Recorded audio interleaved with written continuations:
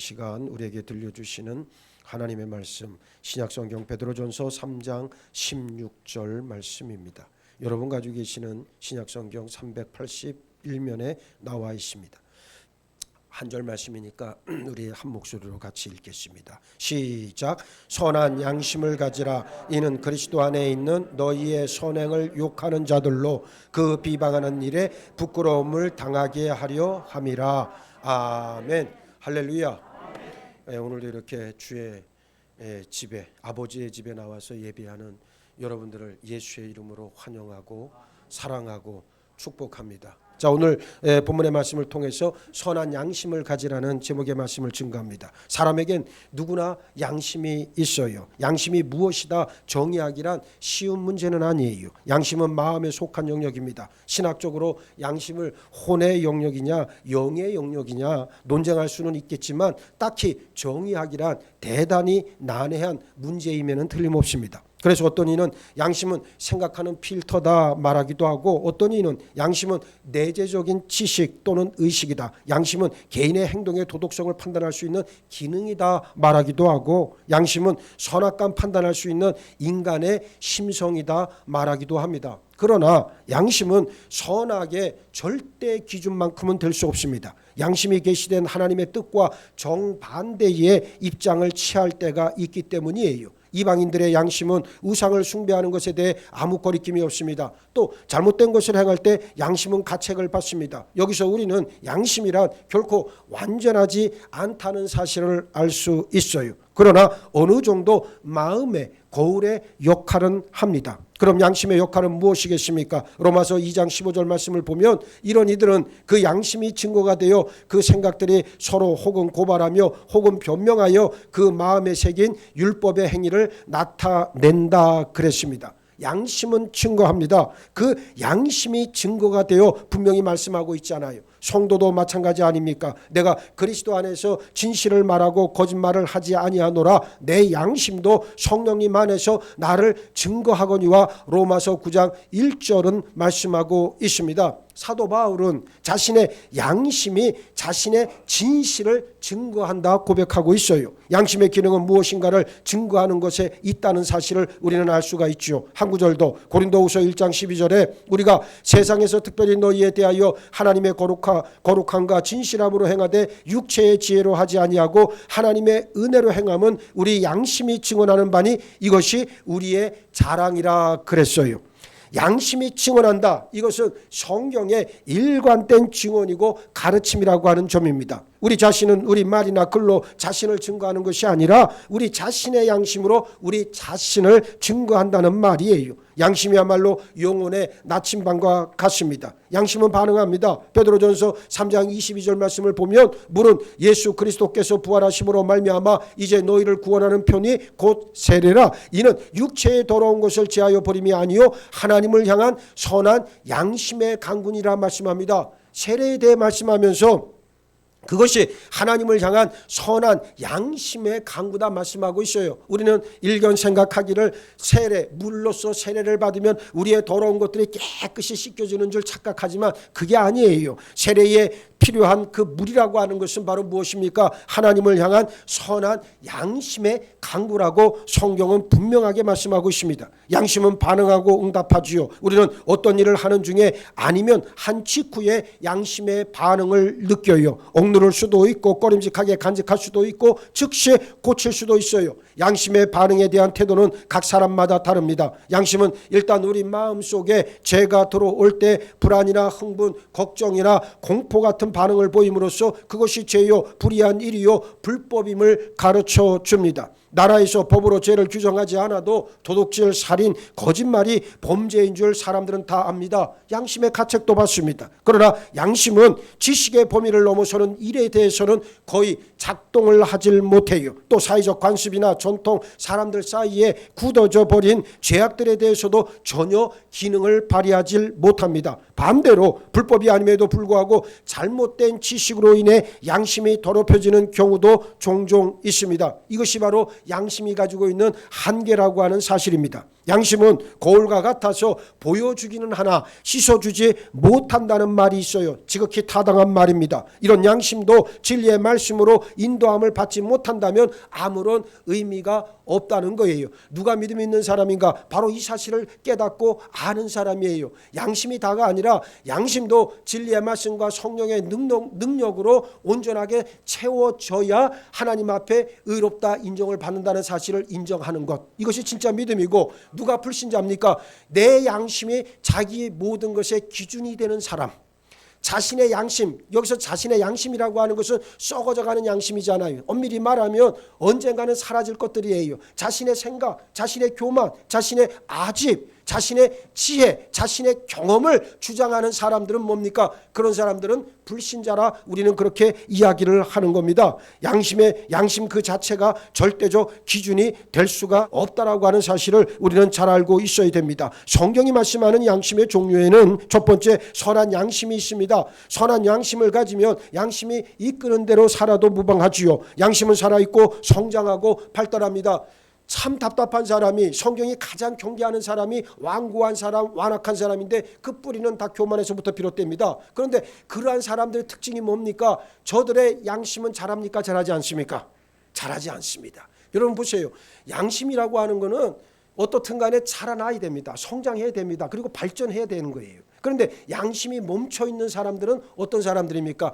대단히 위험한 사람이고 하나님을 만날 수 없을 가능성이 아주 농후한 사람이라고 하는 것을 우리는 알고 있어야 합니다. 부드럽고 민감한 양심을 가짐으로써 경건하고 거룩한 삶을 살아낼 수 있기 때문 아니겠습니까? 오늘 본문 말씀이 뭐라고 이야기합니까? 선한 양심을 가지라. 이는 그리스도 안에 있는 너희의 선행을 욕하는 자들로 그 비방하는 일에 부끄러움을 당하게 하려 함이라. 베드로전서 오늘 본문의 말씀이 말하고, 사도 바울 역시 평생을 어떻게 살았다고 그랬습니까? 양심을 따라 하나님을 섬겼다고 사도행전에서 고백하고 있지 않습니까? 하나님 앞에서 양심이 선하면 훌륭한 믿음의 삶을 살아낼 수 있습니다. 바울은 디모데에게 믿음과 선한 양심을 붙들라고 권면합니다. 모든 일에 정직하게 살기 위해선 선한 양심을 가져야 합니다. 히브리서 13장 18절 말씀에 우리를 위하여 기도하라. 우리가 모든 일에 선하게 행하려 함으로 우리에게 선한 양심이 있는 줄 확신하노니 말씀하고 있습니다. 두 번째,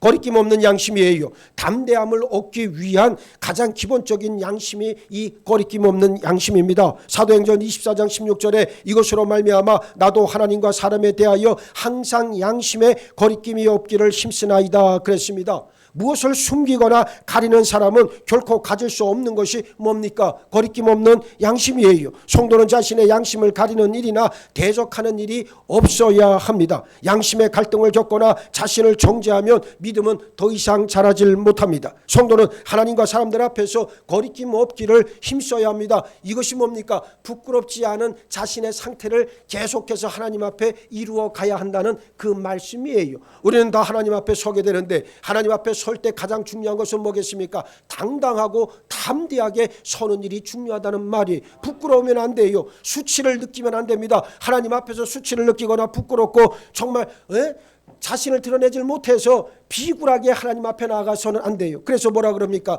은혜의 보좌 앞으로 담대하게 나아가라고 성경은 말씀하고 있는 거예요. 꺼리낌이 없어야 돼. 그래서 부끄러움이 없는 삶을 살아낼 수 있도록 늘 자신을 쳐야 한다는 그러한 말씀입니다. 그래서 성도는 하나님과 사람들 앞에서 절대로 꺼리낌 없기를 힘써야 하고 하나님의 도우심을 구해야 합니다. 이것을 위해서 늘 자신을 성찰하고 고백하는 회개의 삶이 필요하다는 말씀이에요. 우리가 회개의 문을 통과하면 하나님께서 부어주시는 제사함의 풍성한 은혜가 우리를 어떻게 합니까? 담대하게 이끌어 갑니다. 죄에 대해서도 담대하고 죄에 대해서도 당당하게 맞설 수 있는 힘을 하나님께서 부어주십니다. 세 번째, 악한 양심입니다. 약한 양심을 말하는 겁니다. 이제 막 거듭난 성도는 양심이 연약할 수밖에 없습니다. 양심이 살아나긴 했어도 대단히 약할 수밖에 없어요. 영적 지식이 들어가고 말씀을 통해 판단력이 생길 때까지 양심은 사람들이나 환경의 지배를 받거나 상황에 따라서 좌우될 수밖에 없습니다. 그렇습니다. 고린도전서 8장에 이런 예가 나오는데 그러나 이 지식은 모든 사람에게 있는 것은 아니므로 어떤 이들은 지금까지 우상에 대한 습관이 있어 우상의 제물로 알고 먹는 거로 그들의 양심이 약하여지고 더러워졌다 그랬습니다. 약한 양심은 쉽게 더럽혀질 수 있는데 다른 사람들을 보고 따라하는 경우가 많기 때문에 그렇습니다. 지속적인 말씀, 공부와 체험을 통해 진리의 지식을 배우고 스스로 영적 판단력이 생기면 비로소 양심은 강해질 수밖에 없습니다. 또 약한 양심은 쉽게 상할 수 있다는 것을 알아야 합니다. 이같이 너희가 형제에게 죄를 지어 그 약한 양심을 상하게 하는 것이 곧 그리스도에게 죄를 짓는 것이니라. 고린도전서 8장 12절은 말씀하는데 약한 양심을 상하게 하면 누구에게 범죄하는 것이다? 예수 그리스도께 범죄하는 것이다 말씀하고 있습니다. 믿음과 덕을 세워주는 일이 핵심이라고 하는 말씀인 것을 우리가 알아야 하지요. 네 번째, 순수한 양심입니다. 우리 죄가 씻음 받은 날 우리 영은 거듭날 뿐 아니라 우리 혼 역시 씻음을 받았습니다. 그리고 우리 양심은 어떻게 됩니까? 정결하게 됩니다. 순수한 말씀을 믿을 때 양심 역시 순수하게 변화됩니다. 디모데는 내가 밤낮으로 기도하는 가운데 끊임없이 너를 기억함으로 내 손조 때부터 순수한 양심으로 섬기는 하나님께 감사를 드리고 그렇게 고백하고 있습니다. 디모데는 순수한 양심으로 무엇을 했다? 하나님을 섬겼다 고백하는 거예요. 순수한 양심은 교회의 지도자인 집사와 감독, 오늘날로 말하면 목회자를 말합니다. 그 목회자의 자격 요건이기도 하다는 말이에요. 깨끗한 양심에 믿음의 비밀을 가진 자라야 할지니 디모데전서 3장 9절은 말씀하고 있습니다. 다섯 번째, 인두로 지져진 양심을 말합니다. 이 양심은 죄로 인해서 완전히 무뎌져서 죄에 대한 감각이 없는 양심의 상태를 말합니다. 우리가 흔히 말하는 화인 맞은 양심이에요. 이단의 가르침을 따르는 자들은 대부분 양심이 아주 찢어진 자들입니다. 디모데전서 4장 2절에 자기 양심이 화인을 맞아서 외식함으로 거짓말하는 자들이라 말씀합니다. 이들은 자신이 믿는 바를 확신할 뿐이에요. 성경에 근거한 믿음이 아니라 자기 나름의 종교적 확신이요 믿음이 아닌 신념을 어떻게 합니까? 기초로 하고 있습니다. 의외로 이러한 상태에 머물러 있는 사람들이 참 많아요. 우리 믿음은 나의 기대, 내 감정의 충족이 아니라고 하는 사실을 분명하게 아셔야 합니다. 하나님께서 우리 믿음에 대해 구원의 확증을 우리 심령 가운데 아로새겨 주심으로써 우리는 구원의 확신을 가질 수 있습니다. 성령께서 바로 이 일을 해 주신다는 사실. 여섯 번째, 더럽혀진 양심입니다. 양심은 마치 흰 양말을 신고 바닥을 걸으면 묻는 때만큼이나 쉽게 더럽혀지지 않아요. 양심을 정결하게 하는 방법을 모른다면 우리는 늘 누더기처럼 더러운 양심으로 살아갈 수밖에 없습니다. 이 양심을 가장 더럽히는 것이 바로 무엇입니까? 불신이에요. 말은 하나님을 찾고 몸뚱아리는 하나님 앞으로 나오는 신용은 하는데 실제로 그 영혼의 중심에 하나님이 없다면 여러분 예배가 무슨 소용이 있겠습니까? 여러분 그건 아무 의미가 없는 거예요. 불신이 가장 큰 문제라는 거예요. 여러분 지금 이 안에 여러분들 다 와 계시지만 이 안에서 정말로 하나님을 향한 믿음이 없고 불신의 상태로 이 자리에 있는 사람이 있다면 지금 빨리 회개하길 바랍니다.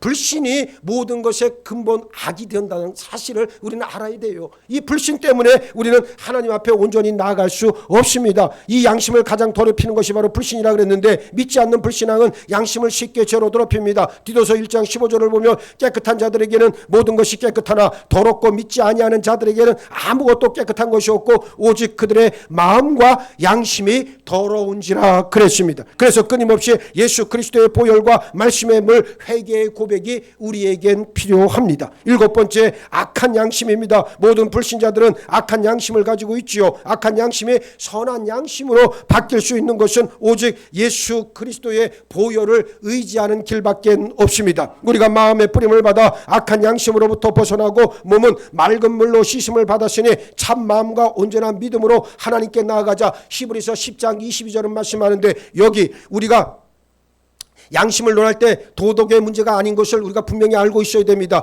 진리 안에서 그 양심이 선한가 악한가는 진리의 유무, 그러니까 믿느냐 믿지 않느냐, 그 심령 안에 말씀이 있느냐 말씀이 없느냐로 판가름 난다는 사실입니다. 신자들 가운데에서도 악한 양심을 가진 사람들이 참 많아요. 이건 부인할 수 없는 현실이라고 하는 말이에요. 왜 악한 양심을 가지고 있습니까? 당연한 겁니다. 믿음이 없기 때문이에요. 그 원인은 믿음이 없기 때문에 악한 양심을 가지고 있다는 말이에요. 겉은 믿음 있는 척 보이지만 실상 그 속은 거짓과 불법으로 차 있다라고 하는 것을 우리가 잘 알고 있어야 한다는 말입니다. 양심은 더럽혀질 때 바로 씻어내야 하는데 그렇지 못하고 방치해서 죄에 거하면 양심은 무뎌지고 완전히 화인 맞은 양심이 될 수밖에 없습니다. 우리 양심은 하나님께서 당신을 계시하고 드러내시는 수단이자 통로임을 성도는 확실히 알고 있어야 합니다. 고린도후서 5장 11절 말씀에 우리는 주의 두려우심을 알므로 사람들을 권면하거니와 우리가 하나님 앞에 알려졌으니 또 너희의 양심에도 알려지기를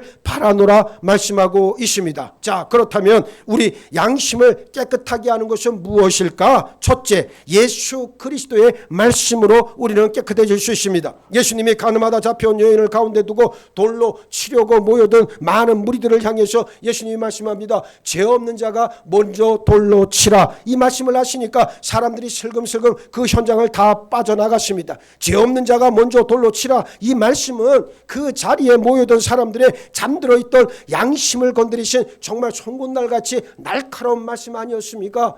사람이 말씀을 들을 때 양심이 찔려야 돼. 제가 바느질을 가끔 해요. 제가 취미생활이 바느질인데 저는 웬만한 바느질은 다 내가 합니다. 같이 사는 사람을 못 믿어. 내가 하는 게 속이 편해. 그리고 내가 바느질 깔끔하게 잘해요. 근데 바느질을 하다 보니까 옛날 젊었을 때는 눈이 밝았단 말이에요. 제가 1.5 양 눈이 1.5요. 웃지 마라. 왜 자꾸 묻고 그래. 바느질 한다니까 뭐 그렇게 놀라워요? 나 원래 바느질 잘해. 근데 눈이 좋을 때는 바느질을 이렇게 해도 손에 찔리는 일이 별로 없었어요. 근데 지금은 눈이 이제 침침하잖아요. 돋보기를 쓰고 하는데도 돋보기를 써도 바늘기를 구멍을 이 실을 이걸 못 깨겠어 이제는. 그러다 바느질 하다 보면 꼭 한 번씩 찔려요. 찔려도 푹 찔려. 이게 그냥 살짝 이렇게 껍데기만 살짝 스치고 지나면 괜찮은데 안으로 푹 들어가. 요 손 이런데. 그러고 나면 피도 안 나. 하도 깊이 들어가서. 그래서 쭉 빼고 나면 안에 피멍이 싹 묻혀 있는데 아파요 안 아파요? 그거 되게 아파요. 그 바늘 하나 깊숙이 찔렸는데도 그렇게 아파. 그러니 병원 가서 수술 받는 여러분들은 참 대단한 분들이요. 나는 그렇게 할 자신이 없어요. 그런데 바늘 하나 찔려도 그렇게 아픈데 여러분 생각을 해보시라고. 하나님의 말씀을 들으면서 양심이 안 찔려? 양심에 화인 맞은 자, 양심이 무뎌진 자, 인도로 지져짐을 당한 자. 그렇잖아요. 하나님의 말씀이 증거되지고 선포되어지면 무조건 양심은 흔들려야 되고 요동쳐야 되고 찔려야 돼요. 그러면서 그 양심을 그대로 내버려 두면 어떻게 됩니까? 그 사람은 더 이상 진보가 일어나지 않아요. 그러나 그 흔들리는 양심을 가지고 하나님 앞에 나와서 하나님 나를 불쌍히 여겨 주옵소서, 나를 살려 주옵소서, 나를 고쳐 주옵소서, 이게 나와야 된다는 거예요. 그러면 그 사람의 영혼은 살아나는 거예요. 예? 그런데 많은 사람들이 진리의 말씀을 듣고도 그냥 아무런 찔림도 없고 그냥 이 자리에 앉아 있다가 그냥 왔다 그냥 가는 사람들도 의외로 많아요. 미안한 말이지만 그들에겐 구원의 여망이 있다 없다? 없다. 안타깝지만 없다가 정답이란 말이게. 그러니 기회가 있을 때 틈날 때 하나님을 만나는 일이 얼마나 중요한가를 우리는 잘 알고 있어야 된다는 그러한 말씀입니다. 그래서 항상 어떻게 해야 됩니까? 이 우리의 양심이라고 하는 것이 예수님의 말씀을 통해서 살아나고 예민해지고 깨어난다는 사실을 우리는 시인하고 인정해야 합니다. 매일 읽는 성경 말씀은 우리 마음과 양심을 깨끗하게 하는 물과 같다는 사실을 아셔야 합니다. 계명의 목적이 뭡니까? 디모데전서 1장 5절을 보면 이 교훈의 목적은 청결한 마음과 선한 양심과 거짓이 없는 믿음에서 나오는 사랑 이건을 그랬습니다. 여기에 말하는 계명, 교훈은 전부 다 하나님의 말씀을 말하는 거예요. 우리 몸속에는 피와 물이 있듯이 예수 그리스도의 보혈과 말씀은 우리 마음을 씻어내서 예수님 앞에서 깨끗하고 순수한 양심을 갖게 만들어 줍니다. 예수 그리스도의 보혈과 말씀이 없는 사람은 사람들이 정해놓은 세상의 윤리적 기준에서는 착하고 바른 양심의 소유자일지는 몰라도 하나님 앞에서는 여전히 더럽고 악한 양심의 소유자에 불과하다. 이 사실을 인정하면 됩니다. 둘째, 예수 그리스도의 보혈입니다. 사람의 양심을 깨끗 그렇게 할 수 있는 것은 정신력 강화나 철학 또는 종교적 명상 또는 인성교육으로 되질 않아요. 오직 예수 그리스도의 피가 우리 양심을 깨끗하게 만들 뿐입니다. 히브리서 9장 14절 말씀에 하물며 영원하신 성령으로 말미암아 흠없는 자기를 하나님께 드린 그리스도의 피가 어찌 너희 양심을 죽은 행실에서 깨끗하게 하고 살아계신 하나님을 섬기게 하지 못하겠느냐 그랬습니다.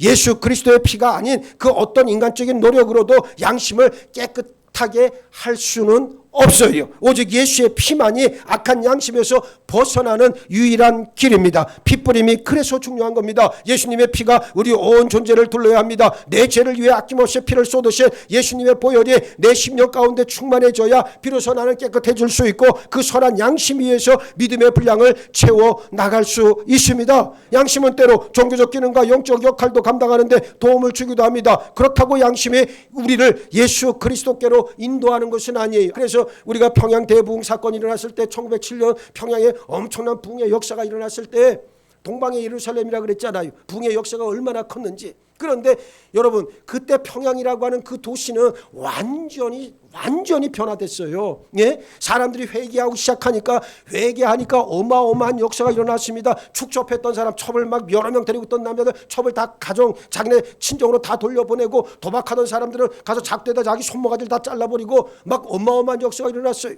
평양 시내 상점들이 주일날 그때부터 문을 닫은 거예요. 여러분 어느 가게를 이렇게 가면 주일날은 쉽니다 그랬잖아요. 그렇죠? 주일날은 쉽니다. 그게 평양에서부터 비롯된 겁니다. 예? 그때 누가 시키지 않아도 자발적으로 상점들 문을 닫고 하나님을 섬기는 일에 앞장섰어요. 그런데 사람들은 대부흥에만 집중하지 사실은 대부흥의 바로 그 전조 그 바로 앞에 있었던 사건은 바로 뭐예요? 어마어마한 회개의 역사예요. 분명히 기억하시기 바랍니다. 오직 예수 그리스도의 보혈로만 우리는 깨끗해지고 정결해질 수 있습니다. 말씀을 맺겠습니다. 신약 이후를 살아가는 성도는 선한 양심 그리고 순수한 양심 거리낌 없는 양심을 소유할 수 있도록 우리는 십자가를 통과해 나아가야 합니다. 어떻게 나아갈 수 있습니까? 참된 마음과 온전한 믿음으로 나아가야 한다. 히브리서 10장 22절은 말씀하는데 여기에 참된 마음이란 무엇을 말합니까? 회개하는 마음을 말하는 거예요. 회개를 거치지 않으니까 참된 마음을 가질 수가 없습니다. 또 온전한 믿음이란 무엇입니까? 예수님이 하나님의 아들이시오 십자가에서 우리 죄를 대속하셨음을 고백하고 믿는 믿음이 온전한 믿음 아닙니까? 이 둘을 합치면 참된 믿음과 온전한 믿음을 합치면 뭐가 됩니까? 예수 그리스도 앞에 나와 십자가를 통과해 회개하고 예수 그리스도의 성품을 내가 받는 것. 예수 그리스도의 성품을 우리가 닮아간다고 얘기하잖아요. 예수의 형상을 닮아간다고 말하지만 사실은 뭡니까? 예수의 심장, 예수의 마음, 예수의 사랑을 우리가 어떻게 해야 되는 거예요? 소유해야 된다는 말이요. 예, 그러니까 간단합니다. 믿음이란 무엇이냐? 다른 것 아닙니다. 예수 그리스도의 십자가를 통과해 예수의 보혈로 피뿌림 받고 제사함 받고 그리고 예수님을 닮으면 된다는 말이요. 할렐루야, 할렐루야. 이것이 선한 양심을 가질 수 있는 유일한 비결이라고 하는 말입니다. 우리는 하나님의 은혜를 풍성히 받아 누릴 자격과 권리가 있는 하나님의 자녀로서 마땅히 우리 양심을 거룩하고 깨끗하게 어떻게 나가야 됩니까? 지켜나가야 합니다. 지켜나가야 된다는 것이 방점이에요. 여러분 그래서 아까도 제가 모두에 말씀을 드렸습니다. 사람의 양심은 어떻게 합니까? 자라고 그리고 성장하고 발전하게 되어 있다. 그러니 우리 성도의 양심도 어떻게 해야 됩니까? 진리의 말씀과 성령의 능력으로 날마다 잘 가꾸어 나가야 한다는 사실을 인정하시길 바랍니다. 믿음은 지금에서 완성이라는 게 없어요. 그래서 사도 바울도 뭐라 했습니까? 내가 다 이루었다 함도 아니요 그랬잖아요. 지금 이루어진 게 아니에요. 언제 이루어집니까? 아버지의 품에 들어가야 이루어지는 거예요. 그래서 천국의 소망이라고 하는 것, 우리가 하나님 앞에 선다는 것, 그리고 천국에서 영원한 생명을 얻는다는 것, 바로 그것을 말하는 거예요. 하나님 앞에 우리가 가야만 우리의 믿음이라고 하는 것, 우리의 구원이라고 하는 것은 완성이 되어지고 육신을 입고 있는 동안은 어떻게 합니까? 끊임없이 앞을 향해 나아가야 한다는 것을 인정하시기 바랍니다. 우리 믿음은 그래서 도상의 존재들이 갖는 믿음이요. 예? 길 위에 있는 거예요. 우리는 아직도 과정 중에 있고 여정 중에 있다는 거예요. 그래서 옆에 있는 분들이 소중한 거예요. 하나님이 왜 가정을 주셨고 나에게 자식을 주셨고 왜 나에게 다른 가족들을 주셨을까? 함께 믿음의 길을 잘 걸어가라고. 그렇습니다. 왜 교회를 주셨습니까? 구원의 완성을 향해 함께 힘을 모아 나아가라고 교회를 주신 거예요. 다른데 그 의미를 두지 마세요. 내가 잘 먹고 잘 살기 위해 우리 가족들 잘 먹고 잘 살고 잘 부양하기 위해서 하나님께서 주셨다. 그건 그 두 번째 문제고, 제일 근본적으로 주신 이유는 뭡니까? 함께 더불어 하나님의 구원의 완성을 향해 나아가라는 하나님의 초대요, 하나님의 부르심이다. 네. 교회는 그것에서부터 자기의 정체성을 찾아 나가야 돼요. 그러면 교회는 살아납니다. 제가 그래요. 사람들이 저한테 가끔 그런 말을 물어요. 아니, 송 목사님은 목회하면서 정말 말씀의 강조 그리고 성령의 역사 굉장히 중요하게 생각을 하는데, 아니 그러다가 교인들이 늘어나지는 않고, 여러분 생각해봐요. 여러분들에게 적당하게 섞어서, 오늘 새벽에도 그런 말씀을 드렸지만, 적당하게 섞어서 미원 같은 저 다시다 같은 조미료 탁탁 쳐가지고, 적당하게 세상의 재물과 세상의 명예, 권력 적당히 섞어서 여러분들에게 주면 여러분들은 되게 맛있어 할 거 아니에요. 아주 그걸 좋아할 거 아니에요. 왜? 부담이 없으니까. 이 주일은 뭐 주일 성수 목숨같이 안 지켜도 돼. 바쁜 사람들은 주일날 놀러 가도 됩니다. 괜찮아요. 주일 뭐 1년에 한 10번 이상만 안 빠지면 괜찮아요. 뭐 이런 얘기 한다고 쳐봐요. 그 여러분들 얼마나 좋아하겠어요, 저를. 아이고 헌금도 그냥 상황 되는 대로 하시고 그냥 괜찮아요. 새벽 기도요. 아이고 여유 될 때 나오세요. 괜찮아요. 뭐 부담 가십니까? 여러분 그러면 되게 좋아하겠지. 원래? 이야. 그러니까 우리 교회가 소망이 있는 교회예요. 그래서 저보고 물어요. 제 선배도 후배도 가까이 지내는 후배도 그래. 형님은 그렇게 목회하다가 교인들 한 명도 없으면 어떻게? 우리 집사람들 나보고 그래요. 그렇게 목회하다가 나밖에 안 남는다. 우리 집사람이 그 얘기를 하더라고. 그래서 내가 저건 내가 예수님의 말씀을 안 들었어. 전 사탄의 속삭임이다 내 그랬지. 여러분 보세요. 미안하지만 그 과정을 거치면 교회는 더 정금과 같이 나옵니다. 교회 안에 가라지가 없을 수는 없으나, 껍데기가 없을 수는 없으나, 그러나 한두 개 주류가 아닌 이상은 그냥 내버려도 상관없어요. 저들은 자라다가 적당히 고사될 거예요. 그리고 저들을 통해서 알고는 더 어떻게 합니까? 건강하게 자랄 수 있을 거예요. 그래 내가 가라지가 된 자라고 스스로 느낀다면 빨리 회개하고 하나님 앞에 각성하기를 바랍니다. 그러면 여러분들은 살아날 거예요. 그거가 없으니까 날마다 똑같은 일을 똑같이 되풀이하면서 그저 왔다 그저 가는 심령들이 되잖아. 나는 세상에서 제일 불쌍한 사람들이 그런 사람인 것 같아요. 그저 왔다 그저 가는 사람들, 이 사람들을 어찌하면 좋을까? 여러분 그저 왔다 그저 가지 마시고 하나님을 꼭 만나시고 하나님께서 주시는 은혜와 능력을 힘입으시길 주의 이름으로 축복합니다. 그렇습니다. 회개의 마음, 십자가, 믿음만 있다면 누구든지 예수님이 열어놓으신 새로운 살 길로 나아갈 수가 있죠. 우리는 하나님의 은혜를 풍성히 받아야 됩니다. 이 시대 갈수록 양심은 마르고, 그리고 사람이 마땅히 지향해야 될 보편적 가치는 자꾸만 땅에 떨어지잖아요. 사람이라고 다 사람이라고 하는 얘기를 들을 수가 없어요. 여러분 인두껍만 쏟다고 사람이라고 말하지 않잖아요. 사람이 마땅히 해야 할 짓을 해야 그 사람이 존귀하고 그 사람이 존엄하다는 것 우리가 잘 알고 있지 않습니까? 먼저 믿은 우리가 각성해야 할 줄 믿습니다. 저는 우리 땅에 있는 모든 교회가 대대적인 회개의 역사 가운데 나오기를 원하고, 먼저 믿은 우리가 하나님의 자녀들이 먼저 하나님 앞에 엎어지고 꼬꾸라지는 역사를 통해서 다시금 갱신되어야 된다고 저는 생각을 합니다. 그렇습니다. 한 사람의 그리스도인이 성령으로 거듭나고 선한 양심을 소유하면 세상은 비로소 변하기 시작할 겁니다. 예수 안으로 들어오시기 바랍니다. 그리고 예수의 영이신 성령을 충만히 받으십시오. 예수 그리스도의 보혈로 우리 죄를 깨끗이 씻어주셔서 정한 마음과 정직한 영, 깨끗한 양심을 부어주시기를 날마다 간구하는 우리 창동제들교회 모든 믿음의 식구들 다 되시기를 예수의 이름으로 축원합니다. 예수의 보혈로 핏부림 받기를 원합니다. 예수의 영이신 성령을 충만히 받기를 원합니다. 우리 죄를 깨끗이 씻어주셔서 정한 마음과 정직한 영과 깨끗한 양심으로 온전한 믿음을 향해 나가는 우리 모두가 되게 하여 주옵소서. 양심이 살아 역사하기를 원합니다. 양심이 하나님을 지향하기를 원합니다. 양심이 예수 그리스도 십자가를 향해 나가기를 원합니다. 함께하여 주옵소서. 감사하오며 우리 주님 예수 그리스도 이름 받들어 기도하옵나이다. 아멘.